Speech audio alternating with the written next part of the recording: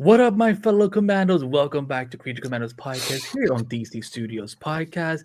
I'm your host, Andy B, as always. And first of all, Happy New Year, because when you're watching this, it'll be 2025. Get ready for another either really, really good year or really another shit year. So here's for hoping for the format and the latter.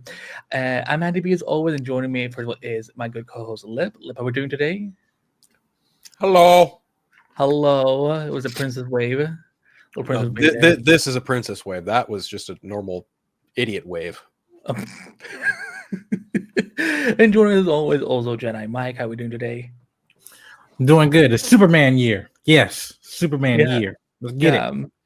Now, for reference, for people listening or watching this, is we're recording this on the 13th of December, so it's still technically 2024 where we are, but we know when this comes out, it will be the new year. So we're here to discuss Creature Commandos as season 1, episode 6. But before we do that, we had some huge news come out today that by the time this comes out, this will be a little outdated, but hope at least we will give our 2 cents on it. But today, Warner Bros. And this DC series announced that 2 projects have now officially been properly greenlit and also been given a release date. So first is we have Clayface from DC Studios coming out on September 11th.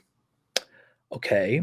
2026, which will be written by Mike Flanagan and produced by Matt Reeves and Lynn Harris. And James Gunn said this on Threads today in an official statement. Exciting news out of DC Studios today as Clayface, a DCU story from a script by Mike Flanagan, has been officially greenlit. Clayface premiered in 2026. And then we also have the original animated feature Dynamic Duo coming out from DC Studio and Warner Bros. Picture Animation on June 30th, 2028 in IMAX with Arthur Mintz directing, written by Matthew Aldridge and produced by Teresa Anderson, Matt Reeves, and Lynn Harris. And as of right now, we don't know if Dynamic Duo is in the DCU or an Elseworlds project, and this will be the first animated feature from DC Studios to come out in theaters, so this still huge. I guess let's get into the Clayface of it all. How are you feeling about Clayface, and which one do you think we're getting? Well, I talked about this on my show that I did literally like an hour ago, like 2 hours ago. I think Mike Flanagan writing it, that's strength. It's got a lot of strength behind that project with Mike Flanagan behind the script. Clearly it's a lot more farther along than any of us anticipated because it's greenlit. So there's that.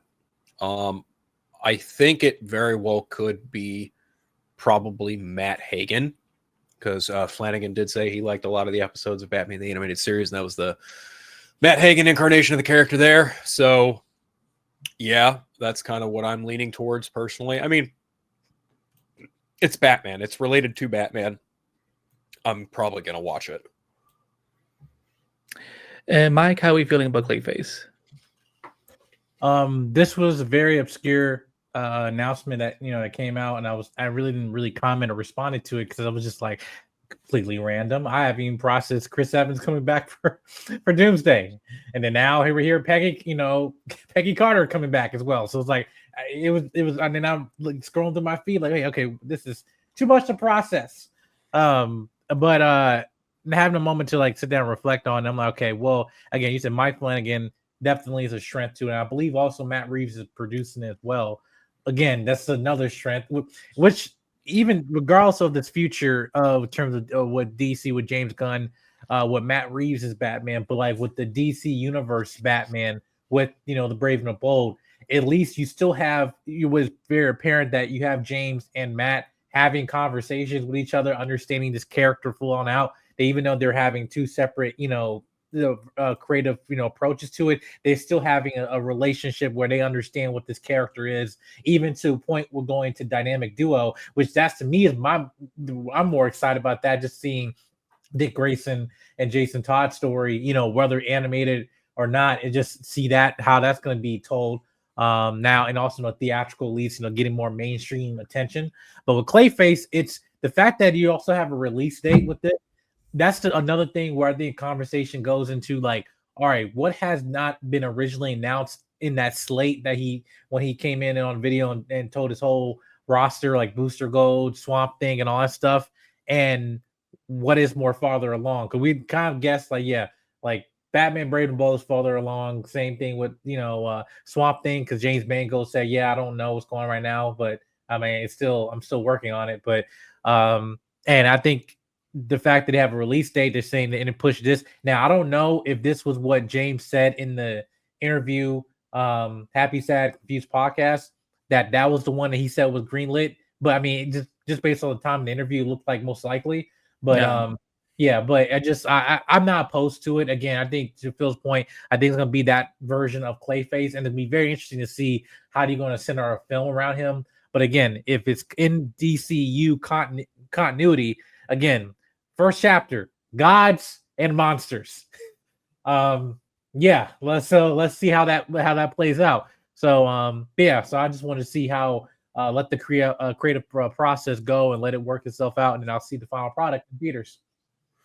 Yeah, I don't have really much to say about dynamic duos. Like, until we know more about it, like I don't really feel I have anything to say about it.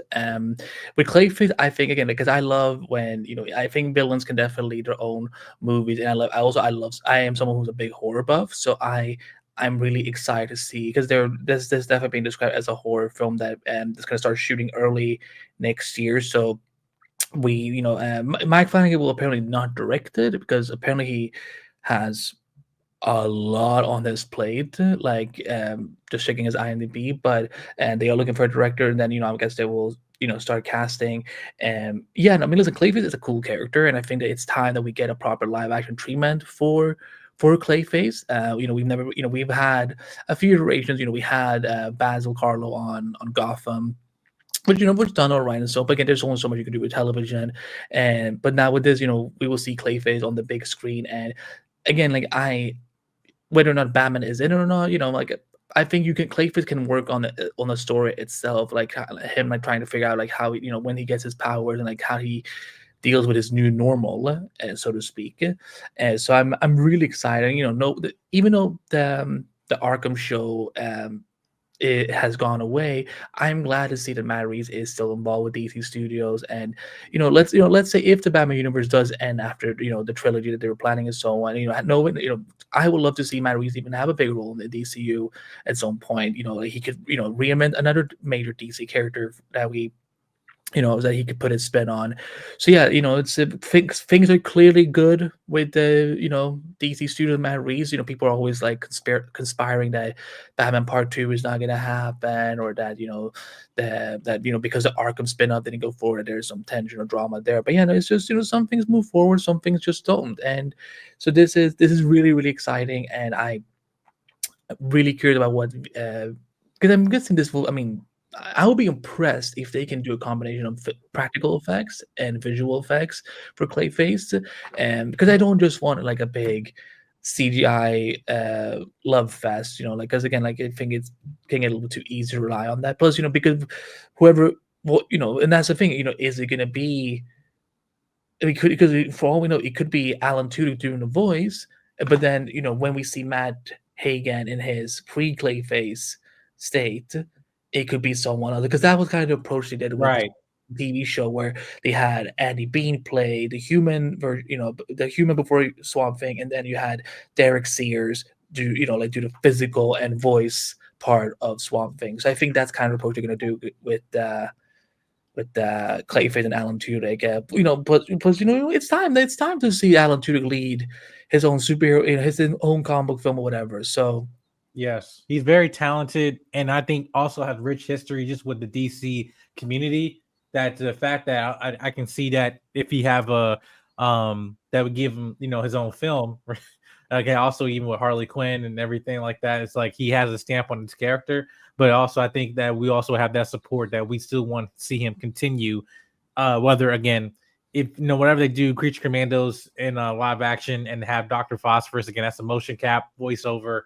Not much really that I think that's require much of him, unless depending on how far they want that role to go. But I'm definitely would love to see him again if this is what they're going the route with him as the title character. Sorry. Yeah, I mean, I'm just kind of curious, because this movie comes out September 11th, 2026, and the Batman Part 2 is still slated for October 2026. I don't know that Warner Brothers is going to do that, or rather, I don't know if DC Studios is going to have two projects that close to release next to each other. I think one of them is going to move. Which one do we think it would be? Batman. I think Batman Part 2 is going to move. Because there's been a lot of back and forth about whether or not that script actually is done. Like James Gunn just said today that a first draft of the Batman script isn't even done yet, even though Matt Reeves talked about how the script is almost finished at the end of the press for the Penguin. So yeah, I don't know what's going on, but they need to figure something out. I think this is a good way to react to it. What the fuck is going on in here on this day? I mean, that's for you, Vanessa Shark, because we love Alyssa Edwards on this podcast. We love drag queens on this podcast, but anyway, the time I can get Alyssa in there, it's for our home queen Vanessa, which I know Harley Quinn season 5 has now, it's been announced when it's coming back in 2025, and that will be the next show that the Studios podcast moves on to. I know I won't be on it because I haven't really watched Harley Quinn, but we will see who Vanessa brings together. I'm sure the boys here will, do you guys both watch Harley Quinn? Yes, I'm current. Yeah, I'll watch it. Yes, okay, I'm current too. Yeah. Okay, cool. So that will be the next podcast, and so so we 2025 we're cooking. We have lots of content coming out, but with that said, ladies and gentlemen, let's get into the penultimate episode of season 1 of Creature Commandos. Lep, I don't know how to say that title. Priyatel Skelet. There you This is a huge episode for Dr. Phosphorus, and this was one of Lip's favorite episodes that he teased when we did our advanced review. So, because we really get to learn more about Dr. Phosphorus and how he became this deranged psychopath in a lot of ways, and so we open in Gotham City, our proper look on Gotham City, and exactly we have our bat signals on. Can we just talk about how the first shot of this episode, it was no title sequence, no Russo brothers were in this city, in this country, and whatever, right? And that's it's funny you mentioned that. It's funny you mentioned that. That is one of my biggest criticisms of any comic book film. I didn't like it in Captain America: Civil War. I didn't like that in the Suicide Squad. And I'm just so glad when I don't see that crap in any of these movies, because it's just jarring and it takes you out of it, and it's just like you be creative, but no, not at all. It's an insult to our intelligence as well, because it's kind of we can tell, even general audience, even if they know when we're in Gotham City, but that's the smart thing I love about it. It's to respect the audience. You guys are not idiots, even when sometimes you might be, but still, where the hell we're at. That's where I'm that's good directing. I want to shout, not just in terms of writing, but directing of the camera panning down, the atmosphere, the music is loved it. I was perfect. And then it sets up later, which we'll get into, but I was perfect beginning of this episode just by the shot of the cityscape. Well, it opens up with Alex, I forget his name, but Dr. Phosphorus, it shows him trying to escape from Rupert Thorne's clutches, right? And then it's just he fails. He's bleeding from his arm, and he's getting out of a van, and it's just very at first when the episode started, I was oh, we're in Gotham City. It was very, very apparent to me. I was oh, that's Rupert Thorne, because they had announced that Rupert Thorne was going to be in the show. And I was oh, okay, cool. Didn't even occur to me of what might or could happen later on. But it was just one of those things where it's oh, okay, we're in Gotham City. But then it kind of intercuts between present day with the commandos are split up amongst themselves and excuse me, around Picolistan, and the bride and Nina end up in a brothel, and that was a very interesting way of carrying them forward by putting them in a brothel. Yeah, we'll say that much. Yeah, But did you guys catch who voiced the head of the brothel? Yes, Sure. yes, Yeah. yes. My Persian queen. I'm like, she's eating this. She's eating. Well, technically, it's 25 when this is airing. So she's eating in these 2 years. She's on fire. Yeah. Yes. No, Boom. I love her voice. Okay. What? Wait, what happened? I said she's on fire. Too soon. Yes. Too soon. I was like, damn it, Oswald. Yes. Yes. Lit. Smoking. Right. Boom. Boom goes the dynamite. Bam. I hate you both. No, We love you too. I love you too. I know because I don't know any of these characters. So again, like I going into each episode and learning about their backstory is like I love that like this is my first exposure to these characters. And you're right, it was Alex, so you were right. But yeah, I love that it's again because this is just so this is not a pretty site at all for what we learned about Alex's backstory, and again, like this being in Gotham City, this is not a big surprise that this much shit goes down. Oh, by the way, cursing is allowed on this podcast. See, like, again, Vanessa is the one that will remember at the top of the show. I'm like, just like, I just want to talk. But yeah, I loved again because knowing that these aren't just necessarily meta humans that we're dealing with, with the more monstrous side of the DC universe. I was kind of wondering, like, okay, so how did he become? And I really love the sequence, like when he's in the chamber and like how he transforms, and I'm like, oh, this is very different from what we've seen before. And yeah, so it's sad to know that this was a good dude once at a time, and then he this transformation made him insane.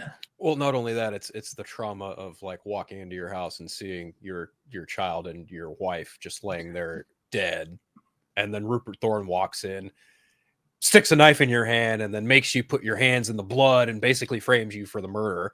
There's that too. Like he's driven, I wouldn't say insane, but he's fucking traumatized by this, and it kind of changes him and his outlook on life, and it really does kind of drive home why he does what he does. And also, like when they're ransacking his lab and he gives them like the oh, I don't know what I was doing. I thought I was just kind of evading. And he's like, you thought you could fucking pull one over on me or what? Like, I don't remember what exactly was said, but like, yeah, Thorne is basically calling him on his shit and goes, look, I have people in Bialia, another DC reference there, Queen Bee on my ass, right? And he's just like, you fucked me, and now I'm gonna fuck you, right? So what does he do? He goes, he basically kind of lays it out for him and basically says, like, it's kind of sad how a nuclear engineer lost his shit, killed his wife after being found out for leaking secrets, et cetera, to a foreign government, and they basically try and frame him for this shit that they're gonna do, and lo and behold, like what happens, that it kind of backfires on them, and Dr. Phosphorus is born. Yeah, it's almost, again, even though they're in the city, it's like everybody can go insane. All it takes is just one bad day. Oh, right. That's funny. That's clever. Yeah, and just the atmosphere of like, listen, some of these people, like, there's not probably who they are, but when they're pushed to that far extreme, it's like they lose their sense of self, their humanity, and to a point that now they just embrace the entity that they become. Reborn from fire, metaphorically and sometimes literally speaking. This is again, it was very graphic, but also like, one of the most my biggest I would say the tragedy is like second best in terms of out of this show, but still one of the better like origin stories of like, this dude has the most trauma, but yeah, you think this person is the lunatic, the crazy one, right? We just had Weasel in the previous episode and stuff, and thinking like, hey, what is the backstory of these people, and you thinking, oh, this guy's the most sane one. No, he's the most crazy one. Oh, he doesn't care about nobody. No, he had a whole family, is now gone, and to a point that you think that, hey, is there still a little bit left of his humanity in there? And you see it in this episode with the little girl, which is, again, is beautiful about, it doesn't matter, just because somebody loses their way doesn't mean they're lost forever.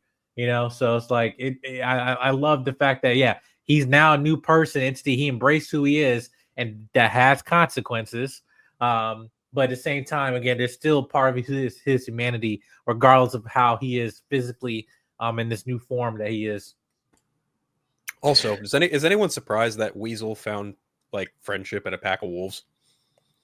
That's just his MO. That's just how he rolls. And I thought it was I thought it was cute. I just want to say one more thing about the Dr. Phosphorus thing before we move on to the other plot lines. Is that when we see Alexander in his human form, that is Alan Alan Tudyk. That is Alan Alan Tudyk, Tudyk, sure. Drawn to a T.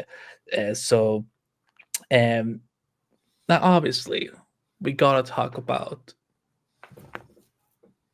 My bad signal is going. Yeah, I'm gonna. Mine is too. Like I want to say they need batteries. Yeah. Yeah. You can't leave it on forever. Yeah. Yes. It looks so stupid. Well, can we just talk about the build up to it? The fact that now he now killed all the mobsters that basically turned him to this new as Dr. Phosphorus, and then now he's running the criminal or his sector. You know, like a fucking bear, but I could not stop laughing. The breaking out of the chamber, the leaving the nuclear energy everywhere, like the walking by the homeless guy, walking up to Thorne's house, and Thorne, like it's almost like a monster movie in a way. And he doesn't even hold back. He murders Thorne and his whole fucking family and his lieutenants. Not a single tear. Of course not. For me. No, we don't cry for crime lords or billionaires here. You're right. And I think with that also is like again, you're in Gotham City. Like the worst is like, come on. It's like there's no like a line that is drawn. It's like like what's the matter, Andy? Nothing. Okay. Nothing. Okay. I'm sorry. Did I miss something? That was me and lip talking Landy speak. It was something I said. It was definitely something I said. Yeah. Okay. All right. I'm sorry. I'm not in the crew that long enough to know, but I will. At least you're here, and that's what we appreciate you for. I don't think it hit you. I'll talk to you about it after yeah. after we're done recording. Good. But yeah, it's I don't mean to cut you off, man. Go on. I'm sorry. No. Go ahead. I think what's interesting about all of this is like, we don't really see of them all. Like Dr. Phosphorus truly is the one that is a villain of them all. He is the one who, because the Bride is a creation, Frankenstein is a creation, Rick Flag he's a fucking government dog, right? Lena Mazursky, sexy government, he's a Delph. Dilfy piece of shit. That's what he is. Yeah, I want to fuck up that Delph. But Weasel is a tragedy story. G.I. Robot, another tragedy story. Dr. Phosphorus is legitimately the only one of them that is a full-on fucking fuck you villain. Like he is I'm gonna do what I want whenever the fuck I want. I will fucking blow you up. Doesn't even matter. I'll singe your face. It does not matter. Like Dr. Phosphorus does not give a rat's ass, and I love it. Except, to Mike's point, when he's just playing with the kid and having a good time and like remembering when he had a child. It was so sweet. It's like we're gonna humanize these characters who've done some pretty awful shit. But that's what James Gunn does really well. Sorry, not to cut. Sorry, continue. No, you're not wrong. I mean, I concede that notion as much as I have problems with his writing half the time. Yeah, that's one thing I will give him credit for. He knows how to humanize total bastard people. It's pretty insane, but he does it. But yeah, when it comes to Dr. Phosphorus, like this is a character here who, he murdered a whole fucking crime lord, his family, and his lieutenants, and took it over. Like, who else did he have to fight? Like, did he have to duke it out with a fucking Black Mask? Maybe Two-Face? Penguin once in a while? Was he like in cahoots with Clayface at one point? Wink, wink, nudge, nudge. Right, and the fact again, we can get this from newspaper articles. We can get this from just dialogue. What's the connection with Two-Face? What am I missing? I just mean like, if there was any way to expand upon this in the future, you could, in theory, have like Dr. Phosphorus, like say there's a flashback, right? If you wanted to bring back Alan Tudyk as Dr. Phosphorus as a fun, like, hey, wink and nod to this, you could showcase a time when he was like the leader of, you know, the Thorn crime syndicate or whatever. That's kind of what I'm getting at. Before he was apprehended. Yeah. You're very punny today, Lip, aren't you? But we gotta talk about Batman. We gotta talk about Batman because yes, but I also want to touch really quick on what do you want to touch? The brothel. Well, yes, I would love to touch. Yes. No, boy. No, don't even go. No, but I want to talk about the brothel too. Go ahead. Yeah. Because I love that there is a conversation there about like the nature of women's bodies, and the bride and Nina are just like, oh, fuck you, we're monsters. Like, we do what we want. And then the head of the brothel and like the other women are like, well, yeah, we do what we want and we love it. That's why we do it. Our bodies are weapons in a certain way, and your bodies are weapons. And like, there's a very like synergetic conversation there about how they are different, but almost one and the same. And then a bunch of drunk dipshit metahumans walk in and have their way with a couple women. So much so, like, one of them beats a woman, and I'm like, oh no, fuck that. We don't do that here. No, we don't like that. But okay, so I want to touch that point, but like to the point of like those two metahumans, like, so their powers though, what were like? I'm like, is that like, I'm just like, this is me. I'm not trying to, because again, they were pretty a bit slow. I'm like, that's some like Velocity 9 type stuff. Is it like, I don't know. It just cause like, wait, you have these two random metahumans who have the same powers, and they're in other country, and so it's like, what is going on here? Well, that's like, wait, you just give us a good scope of the fact that this is a very active, built out DC universe. We're gonna be, when we, now that we're in the DCU, we're entering at a middle point. For a lot of these characters, there might be other big characters that will have like origin stories or whatever and so on. But like, but as far as like, we're not in, if we're compared to like, Man of Steel was really like the kickoff point for metahumans, aliens, or so. It's really on the larger scope, because Wonder Woman was more so like, it felt like Wonder Woman was like a myth, before the events of BVS, where like people kind of, there was this female warrior, in in World War One and stuff like that.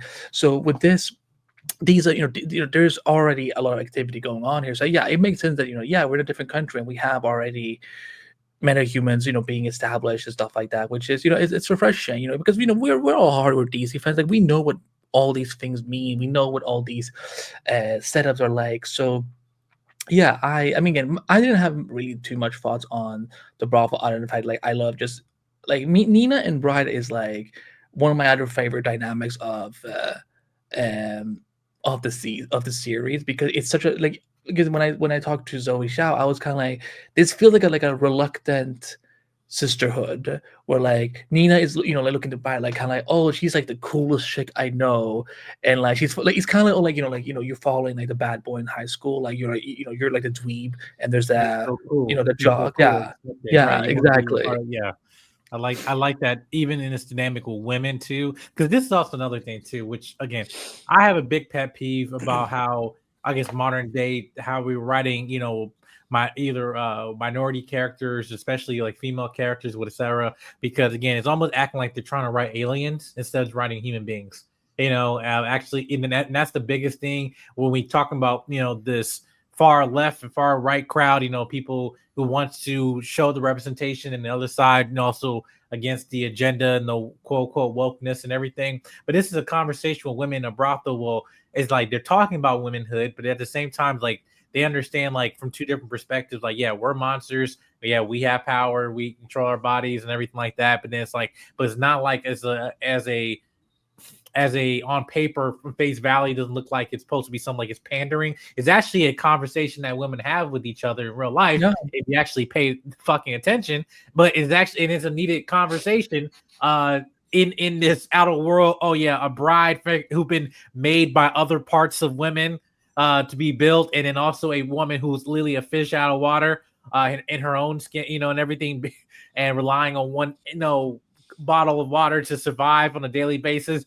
And then and the women who's in a business basically using their body at in their profession, everything that they're doing, and they're just both having a conversation, just about their perspectives on their own selves, right? And I think that's a key indicator for writing for a lot of people in the industry. Like, listen, you don't need to keep writing like minority characters, female characters, whatever, or LGBTQ plus characters at like they're aliens. It's like write them as human beings, and then you look at that conversation. The dialogue is the best thing about it. It's like, all right, that's interesting. It's like, and I'm a man. Like, what am I relating, to that conversation? But I didn't realize that. Now, shows my wife like, oh yeah, that's that's a conversation that people have, and never would have realized it. So like I think that's just a key indicator of good writing, or knowing how you write female characters. Do you want to talk about Batman now? Yeah, let's just get right to the point, right? Yeah, well, I mean, listen, Lip is the biggest Batman fan I know, so I'm gonna let him get to lead. Yeah, go ahead. This is for discussion. Okay. Well, very clearly, deliberately, this is not Robert Pattinson's Batman. Let me get there. Hell no. Let's get that out. Get out of the way right quick. So this sequence, right? Like you see Dr. Phosphorus having a dance number, and he's fucking dancing and whatnot, having a great time, and then the fucking lights go dark, and I was like, no, they're not. They are not. Are they really? And then the fucking camera pans up, and you see lightning strike in the background. Come on. Listen, this is the thing. The first off, I was watching this. I was with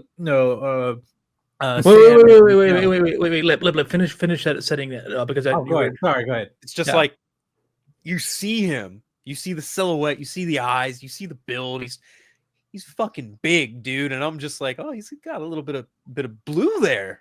So I wasn't crazy. I was seeing blue. Yeah, there was a blue. Yes. He's got blue on, and I'm like, oh, okay.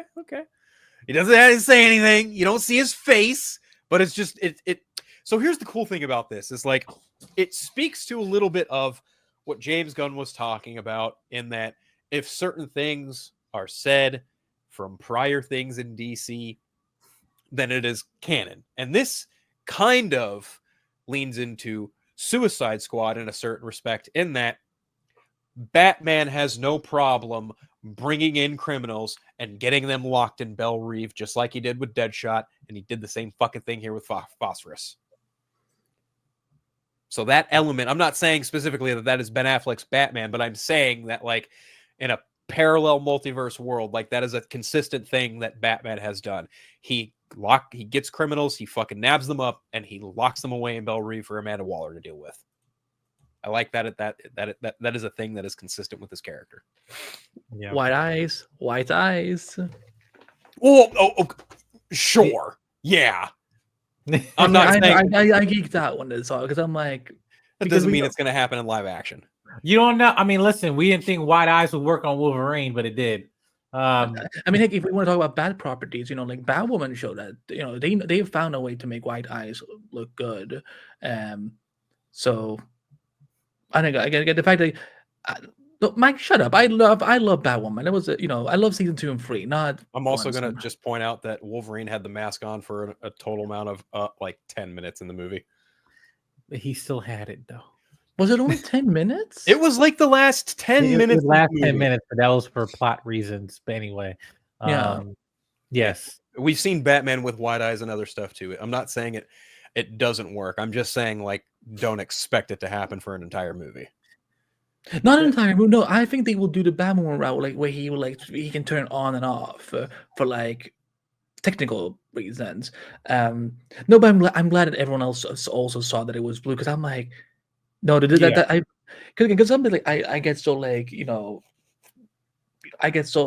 caught up in all these things that I'm like, oh, maybe I'm just seeing one perspective, maybe I'm misunderstanding it, but no, this was really, really cool. Again, this is very ambiguous enough to where like we don't really know his age, we don't know who's going to be playing him, and again, because this took place several years ago in this timeline, for Alex. So I love the fact that we are showing that again, this is a very active DC universe, and I kind of want to see Dr. Foster and Batman in live action fighting each other because again, it wasn't until Lip pointed it out weeks ago like this is a Batman battle. I'm like, I have never seen him in any Batman stuff. So yeah, I'm hoping that this will now give a reason for us to see them do get out in live action. What were we gonna say, Mike? No, I love the momentum of it, like how they built up to that moment again, because like you always in the back of your mind, like, wait, are we in, like, you're in Gotham?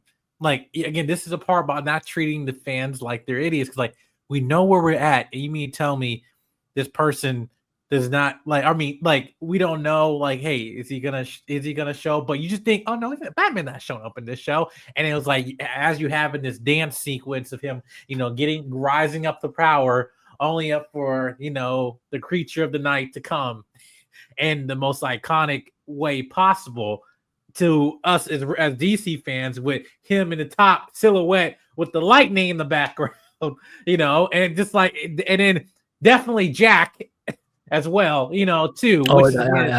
We fake.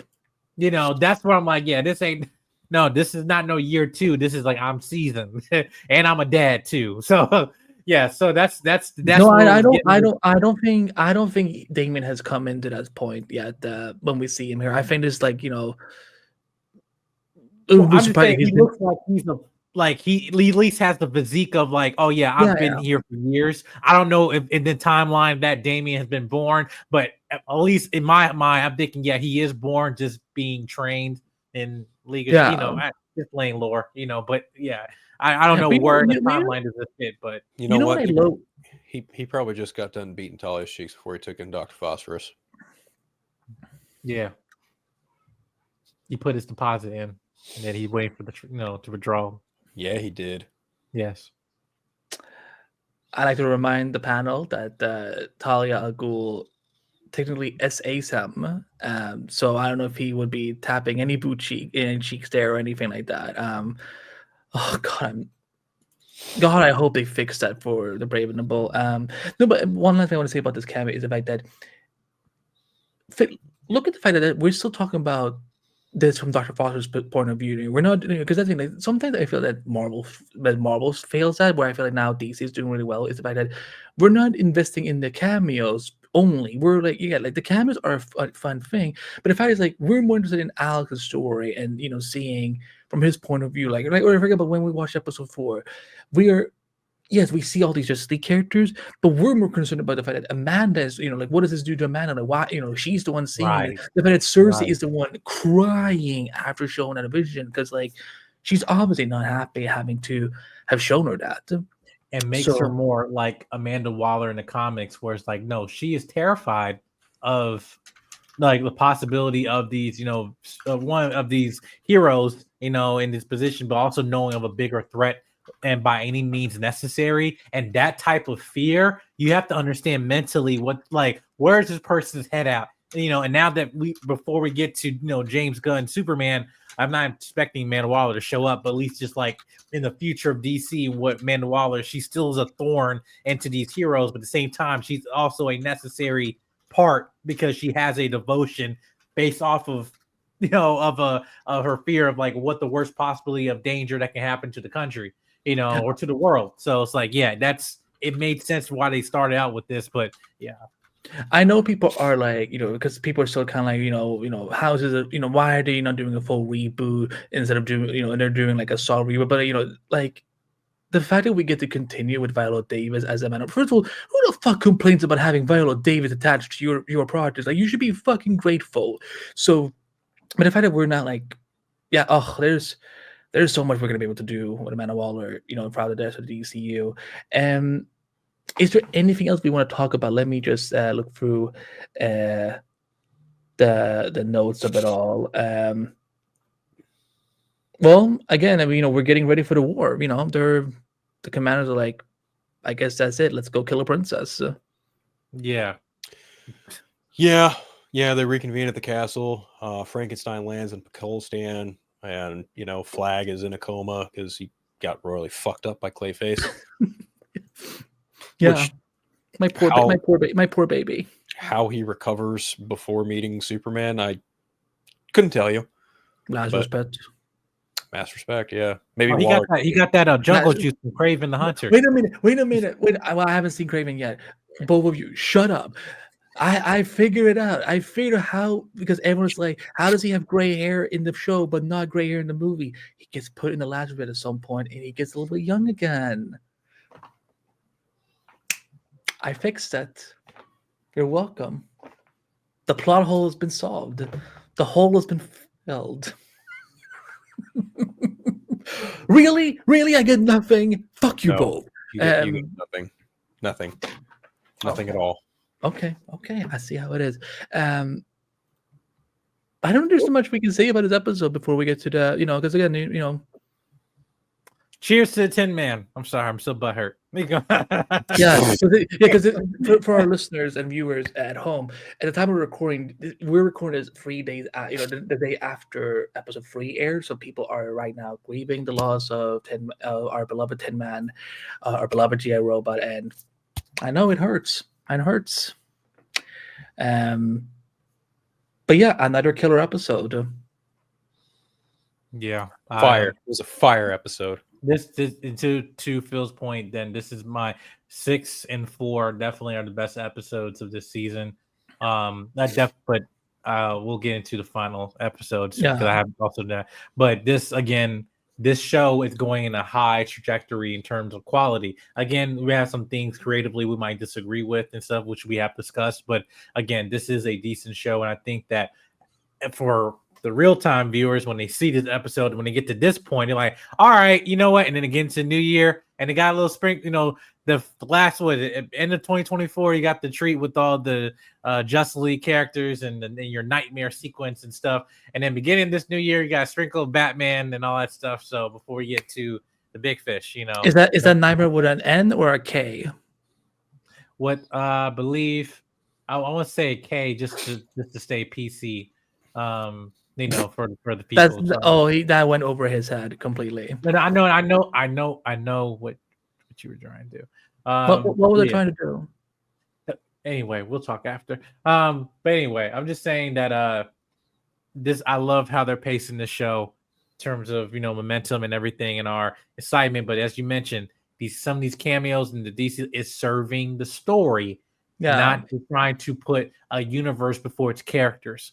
The universe, yes, he's establishing, even with other Easter eggs that I didn't realize in episode 3 with these other characters and already in Belle Rev, who are like some of the most corniest DC villains of all time. I had no clue who they were until he broke it down in Rotten Tomatoes. No clue. But I'm like, at least, again, it's all focusing on the characters and the story that they're in right now. So, good job.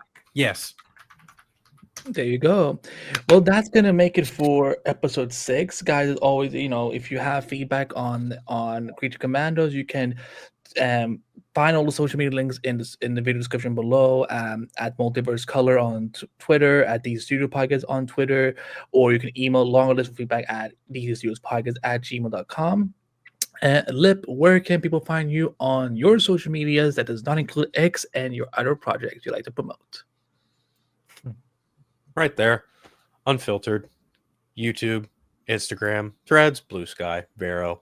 The Eternal Light Podcast just did an episode. Well, by the time people see this, it'll be a really old episode, but yeah. But that's why it's a good in case you missed it. Right. We are talking about the Clayface movie there. Catch my Friday show every Friday Phil, and you can catch me writing reviews with these guys over at Multiverse of Color. I've been doing Skeleton Crew, I've been doing Creature Commandos, I'm doing a whole bunch of different shit. But yeah, that's pretty much it. At the time of this recording, we can announce that Jedi Mike has joined the Multiverse of Color team. So if you love him, you're gonna see a lot more of him. If you somehow don't love him, then you're demented, and sucks to be you. Mike, where can people find you on your social medias and your other project you like to promote? You can find. I appreciate the comment. Thank you. In terms, if you don't like me, you can kiss my black derriere. But that's the response. But if you do love me, love you too, back at you as well. But thank you guys again for having me here, and I definitely love doing what I love to do is talking about these good shows and these films with you guys, especially people I care about, good people and stuff. So Yeah, you'll be seeing me here, Multiverse Color, also on my platform, Jedi Mike 7, brought to you by Sowell Media. I'm the editor-in-chief on that outlet. And also with JVS, Team JVS as well. I'm on multiple different platforms. I do interviews, and also I'm starting to write now for Multiverse Color and stuff. So by the time I might have written something else, who knows? But I'm gonna keep you busy. Okay, thank you. Literally, my mom was like, "Hey, I read your article, Mike. I read your article." And I was like, "Oh, thank you. I gotta go back to work." But I appreciate you guys giving me opportunity and stuff, and look forward to a bright future with all y'all. But again, make sure you guys hit the subscribe button, comment, like, and share on our platforms, and also this one.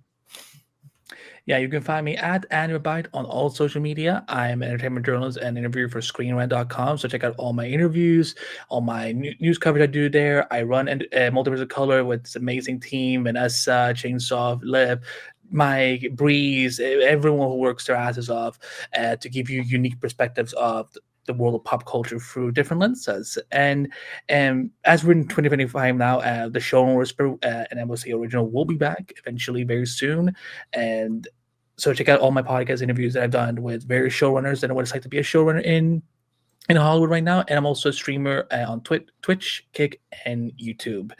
And yeah, you can also find Multiverse of Color for all the latest news and information about DC Studios, TV shows, movies, comics, and other projects, along with every podcast episode on the DC Podcast Network. And if if you're enjoying DC Studios podcasts or DC Podcasts, the entire network, you can subscribe to any of the feeds, make a feed or a separate feed on podcasts, Spotify, iHeartRadio, Amazon Music. And if you do, just take a few minutes to hit us with some 5-star reviews and let us know what you think about the show, because clearly you're listening. I see the numbers, and that means that you're listening. So support us, check us out. And we have our own team public stores. If you're interested in DC related merchandise, click on the link in the show notes below and get some awesome gear up to support us network so we can keep producing these amazing shows. And yeah, that's gonna be it. Join us as we cover the season finale of Creature Commandos next week. Same DC Multiverse Color channel, same time. That didn't work as well as I'd hoped, but if there's something I'm not smooth. So for Lip, for Mike, I'm Andy Babite, and we'll see you next time on the Creature Commandos podcast.